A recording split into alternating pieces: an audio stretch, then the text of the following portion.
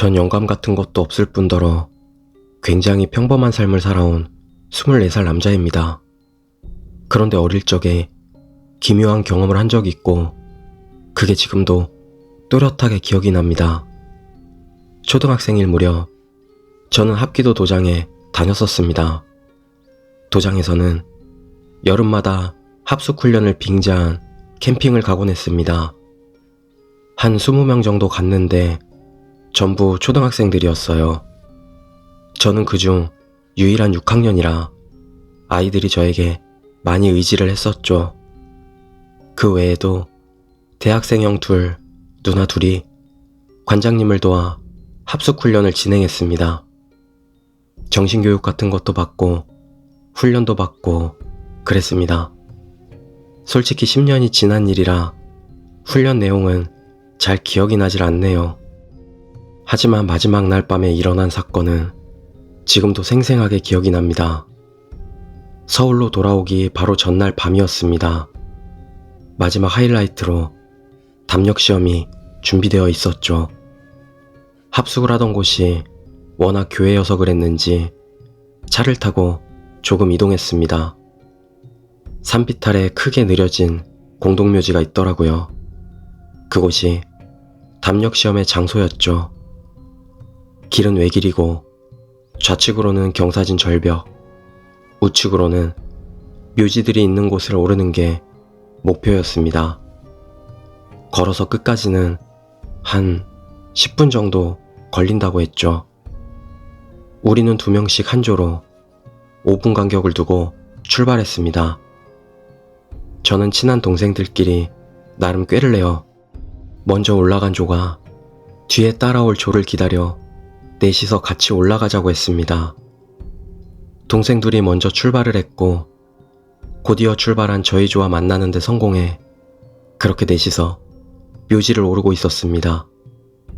산을 오르고 있는데 나무 뒤에서 탈을 쓴 대학생 형이 큰 소리를 내며 위협하듯이 뛰쳐나왔고 저희는 당연히 놀라 자빠진 기억도 생생하게 나네요. 동생 한 명이 울자 대학생 형은 탈을 벗으며 미안하다고 용기 내서 끝까지 올라가라고 당부를 했습니다.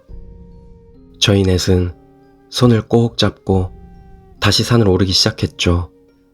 그때 아주 기묘한 것을 봤습니다. 왼편에 굉장히 컸을 듯한 나무 그루터기가 있었습니다. 그런데 그 위에 소복을 입고 땅에 닿을 정도로 긴 머리를 한 사람이 쭈그려 앉아 있었습니다. 그 모습을 보자마자 울보였던 동생 한 명은 다시 울기 시작하고요.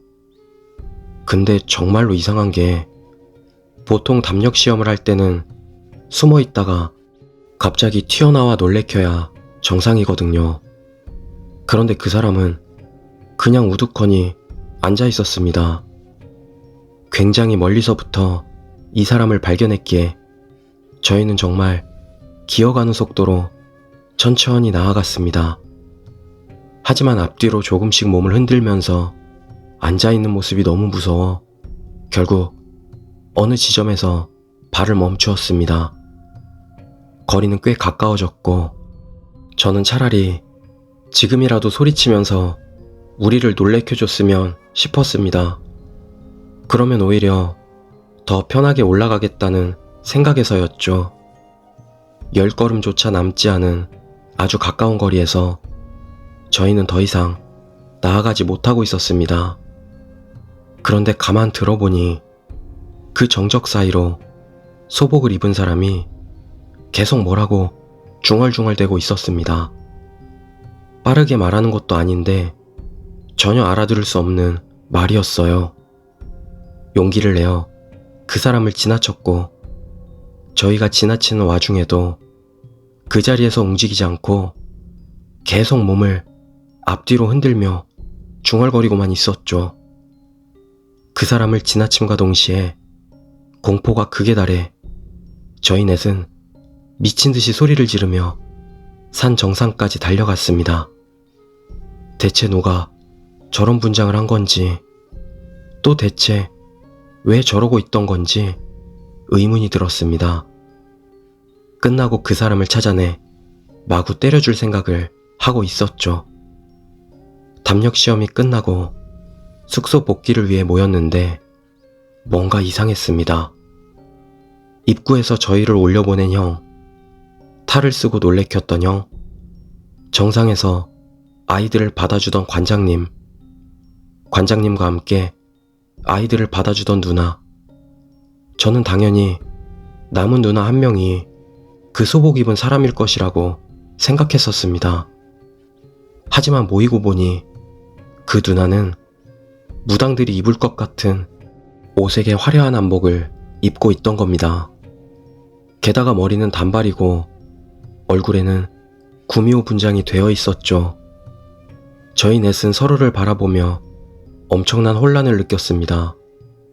그 누나에게 말을 거니 숨어서 기다리고 있는데 너희 넷이 미친 듯이 소리를 지르며 정상으로 전력 질주를 하더랍니다.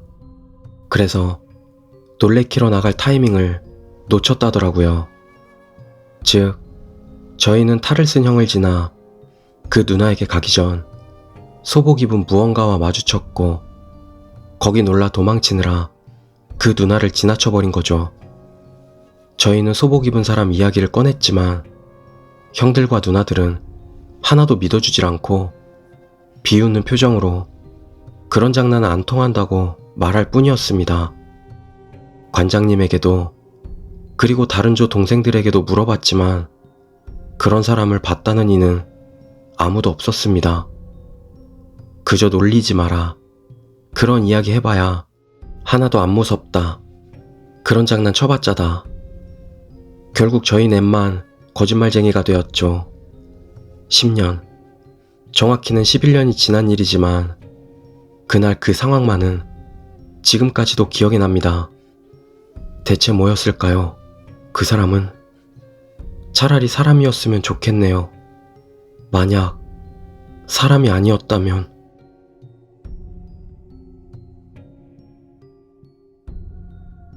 두 번째 이야기, 아파트 22층. 나는 아파트 22층에 살고 있다. 어느 날 쿵쿵쿵 누군가 문을 두드리며 말했다. 저 너무 급해서 그런데 화장실 좀 쓸 수 있을까요?